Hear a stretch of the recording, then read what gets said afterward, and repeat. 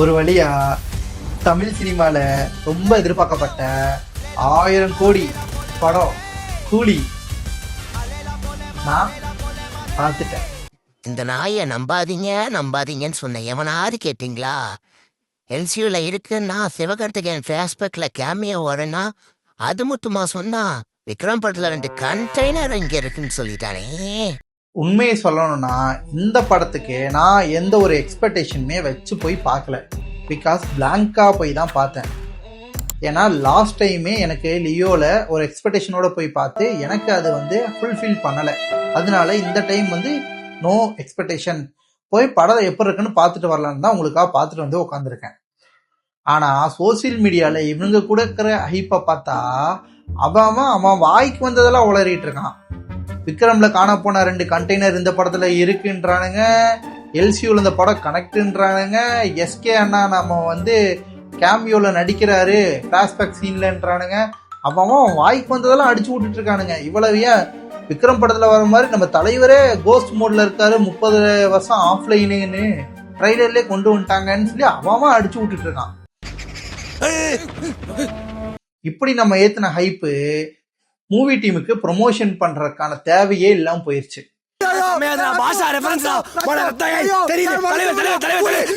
நம்ம லோகி அண்ணா ஓப்பனா சொல்லிட்டாரு இன்டர்வியூல, இது எல்சியூ கிடையாது, ஸ்டாண்ட் அலோன் பிலிம் தான். ரஜினி சாருக்காக நான் தனியா ஒரு படம் பண்றேன், அந்த படம் தான் இதுன்னு ஓப்பனா சொல்லிட்டாரு. அப்புறம் ரொம்ப ரொம்ப முக்கியமான விஷயம், நீங்க பாக்குற எல்லாருமே நம்ம வீடியோவை சப்ஸ்கிரைப் பண்ணாம பார்த்துட்டு இருக்கீங்க. ஸோ நம்ம வீடியோவை சப்ஸ்கிரைப் பண்ணிருங்க, கீழே இருக்க பெல் ஐக்கானே கிளிக் பண்ணிருங்க. அப்பதான் நம்ம போற இன்ட்ரெஸ்டிங்கான வீடியோஸ் எல்லாமே உங்களுக்கு சேரும். வாங்க வீடியோக்குள்ள போலாம்.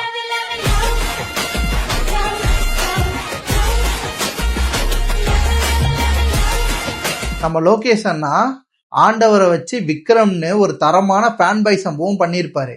ஆனா நம்ம ரஜினி சாருக்கு வெறும் படம் தான் பண்ணியிருக்காரு, சம்பவம் எல்லாம் பண்ணவே இல்லை.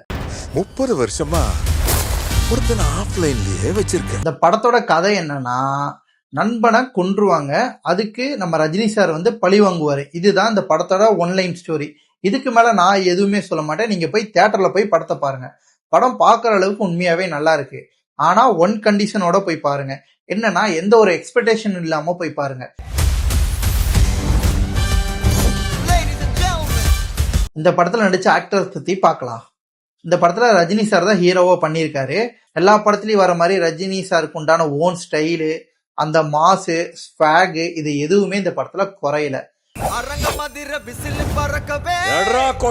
அதே மாதிரி சேம் டைம் பழைய படத்துல எல்லாம் அந்த முத்து அண்ணாமலை படத்துல எல்லாம் என்னதான் அந்த படம் மாஸ் படமா இருந்தாலும், ஒரு ஃபைட் படம் ஆக்ஷன் படமா இருந்தாலும், நடுவுல இன்பிட்வீன் கேப்ல அங்கங்க குட்டி குட்டியான ரஜினி சாருக்கு உண்டான ஓன் காமெடி ஸ்டைல் ஒன்று சின்ன சின்னதா வரும். அது இந்த படத்துல ஒர்க் அவுட் பண்ணிருக்காங்க. அதுவும் சில இடத்துல நல்லா வந்திருக்கு. சில இடத்துல அது கொஞ்சம் ஓவர் ஷேடோவான மாதிரி என்னோட ஃபீலிங். அந்த இடத்துக்கு அது பொருந்தாத மாதிரி என்னோட ஃபீல் எனக்கு அப்படி இருந்துச்சு. பாக்குற உங்களுக்கு மேபி அது நல்லாவும் இருக்கலாம். பார்த்துட்டு என்னன்னு சொல்லி நீங்க கமெண்ட் பண்ணுங்க. சிஜில ரஜினி சாருக்கு ரொம்பவே நல்லா பண்ணியிருக்காங்க.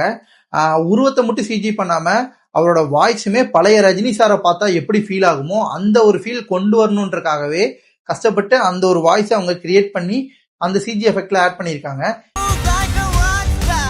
அடுத்து ஸ்ருதிஹாசன் மேம், அவங்களோட கேரக்டர் பார்த்தீங்கன்னா படம் ஸ்டார்டிங்ல இருந்து எண்டு வரைக்குமே ஃபுல்லாவே வருது.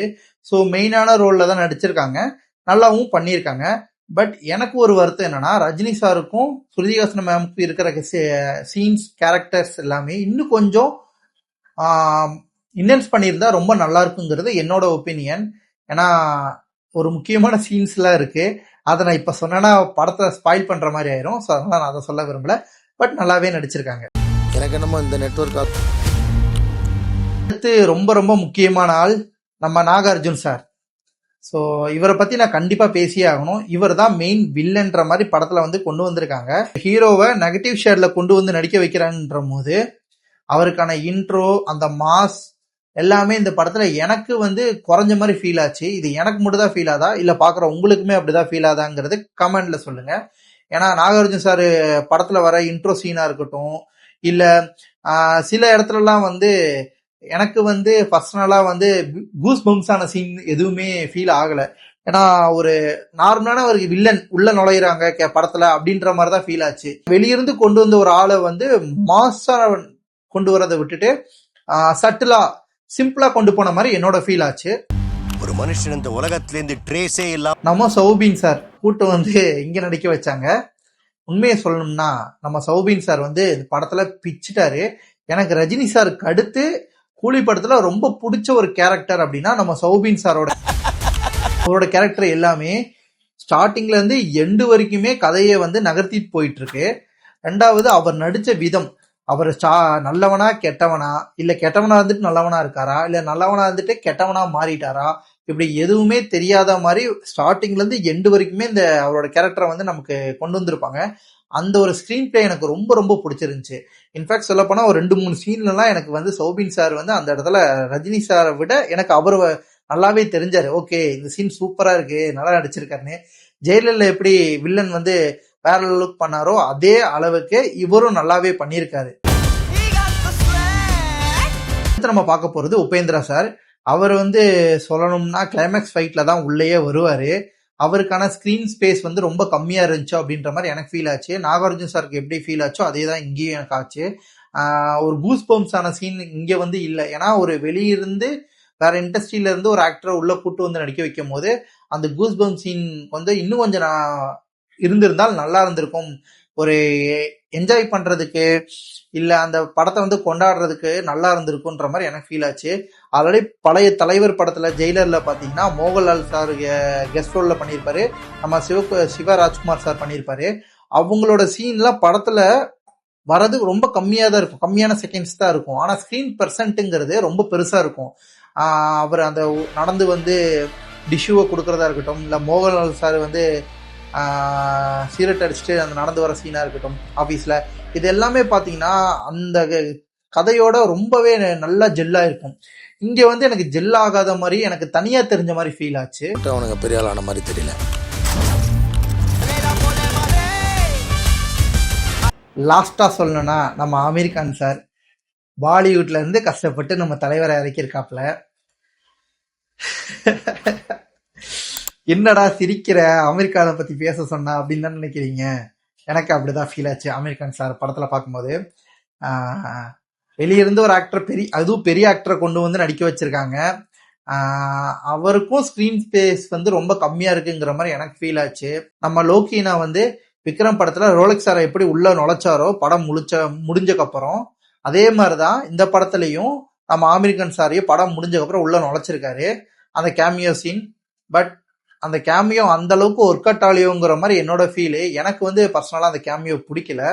ஏன்னா ஆமீர் கான் சார் ஒரு பெரிய ஆக்டர், அவரை வந்து நடிக்கிற விதமா இருக்கட்டும், அவரோட படம் எல்லாமே ரொம்ப நல்லா இருக்கும். பட் அவரை கூட்டு வந்து இப்படி சிம்பிளா அவ்வளவுதான் அப்படின்ற மாதிரி முடிச்சிட்டாங்க. எனக்கு சப்புன்ற மாதிரி ஃபீல் ஆச்சு. என்னடா ஒரு கேமியோ, நிறைய எக்ஸ்பெக்டேஷன்லாம் ஆமீர் கான் சாரே வந்து அவரே வாண்டடா இன்டர்வியூல போய் சொல்லியிருந்தாரு, ரஜினி சார் படத்துல நடிச்சிருக்கேன், அது ரொம்ப நல்லா வந்திருக்கு, மாசா இருந்திருக்குன்னு. ஸோ என்னால இப்படி சிம்பிளா முடிஞ்சிருச்சு அப்படின்ற மாதிரி எனக்கு ஒரு ஃபீல் ஆச்சு. பட் இன்னும் கொஞ்சம் ஆமீர் கான் சாரோட கேரக்டர் வந்து இன்ஹான்ஸ் பண்ணி கொண்டு வந்திருந்தா பர்சனலா எனக்கு ரொம்பவே பிடிச்சிருக்கும். சத்யராஜ் சார் நடிச்சிருக்காரு. அவர் வந்து எஸ்பெஷலி எல்லா படம் மாதிரி இந்த படமும் நல்லாவே நடிச்சிருக்காரு. பட் அவருக்கான ஸ்கிரீன் பிளே வந்து இந்த இடத்துல எனக்கு கம்மியா இருக்க மாதிரி ஃபீல் ஆச்சு. ஏன்னா ஆல்ரெடி அவர் உங்க எல்லாத்துக்கு முன்னாடி சொல்லியிருப்பாரு, ரஜினி சாருக்கு ஃப்ரெண்டா இந்த படத்துல நான் நடிக்கிறேன்னு சொல்லிட்டு ஆடியோ லான்ச்ல எல்லாத்துக்கு முன்னாடி சொல்லியிருப்பாரு. இந்த படத்துல அவருக்கு உண்டான அந்த ஃப்ரெண்ட்ஷிப், ரஜினி சாருக்கும் சத்யராஜ் சாருக்கும் உண்டான ஃப்ரெண்ட்ஷிப்புங்கிற பாண்டு வந்து இந்த படத்துல வந்து ஜஸ்ட் ஒரு 2 சீன்ல முடிச்சிருவாங்க. 2 பேர் பேசுறதோட அந்த பாண்டை முடிச்சிருவாங்க.